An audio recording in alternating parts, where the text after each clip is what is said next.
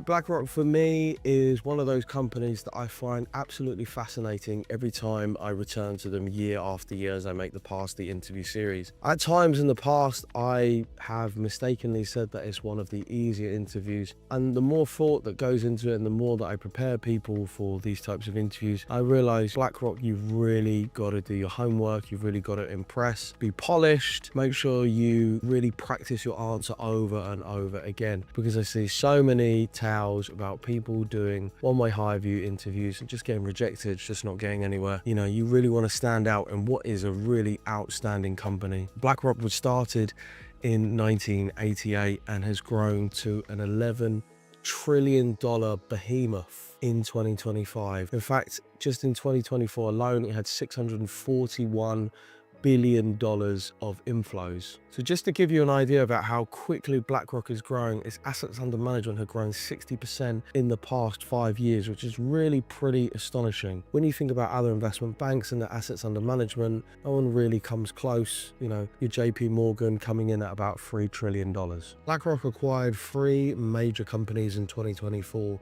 The one which I found most interesting was Global Infrastructure Partners, which is an absolutely enormous company which by itself employs 110,000 people. Through JIT, BlackRock now has access to 40 global data centers, London's Gatwick Airport, which you've ever been there and you felt like, oh my God, security is so much faster. That's because they improved it by just giving bigger security trays. Key energy pipelines, and also port investment, which is 43 ports across 23 countries. So basically, BlackRock now oversees the handling of 1 in every 20 shipping containers globally. Now, BlackRock is a really astonishing company which has been so heavily data driven since it started, since it had its proprietary software Aladdin in 1988, and its reach is really everywhere. Speaking of which, BlackRock generated about $20 billion in revenue.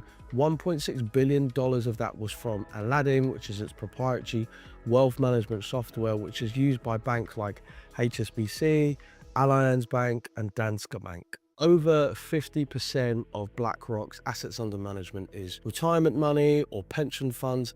Interestingly, a third of Americans have no retirement savings. Nothing, zip, nada, nothing at all.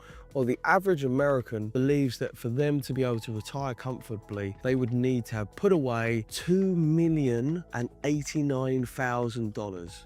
1 in 3 Americans, no retirement, no savings, no nothing.